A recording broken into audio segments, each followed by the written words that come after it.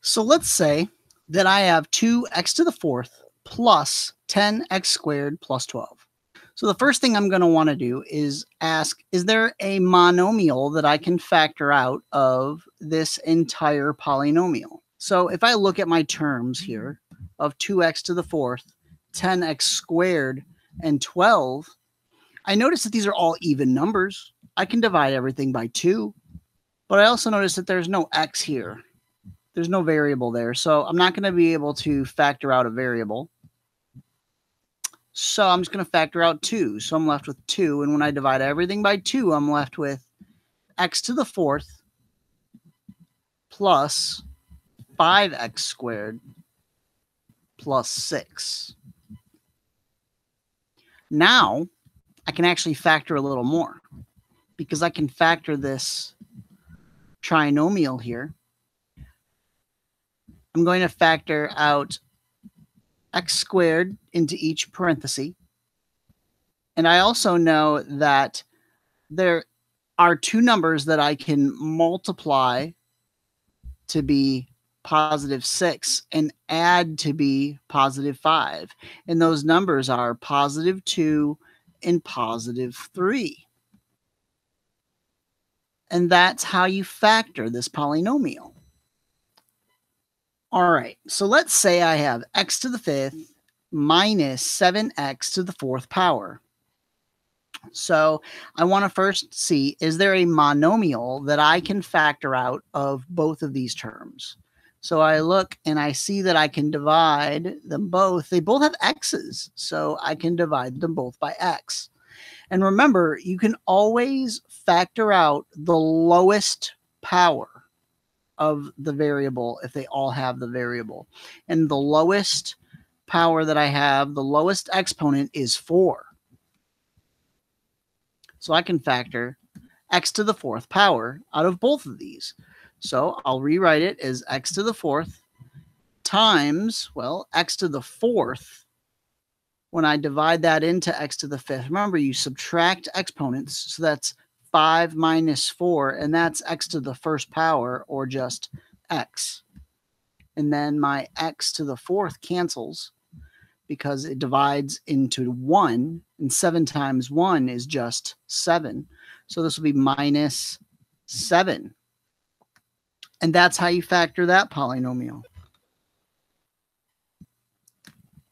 So here I have 4x to the sixth plus 10x to the fourth minus 6x squared. And I need to see, is there a monomial that I can factor out? So I see that all of these terms have an x. And remember, you can always factor out the lowest exponent. Well, the lowest exponent here is 2. So I'll factor out x squared out of all of them.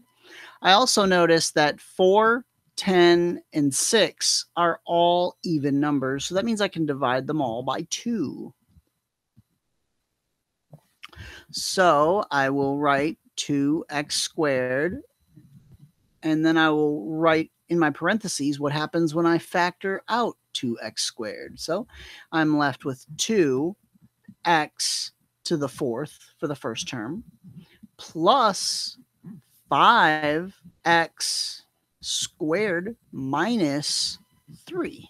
So now I can factor 2x to the fourth plus 5x squared minus 3. So I'm going to factor definitely an x squared out of both. I notice that my coefficient here is 2.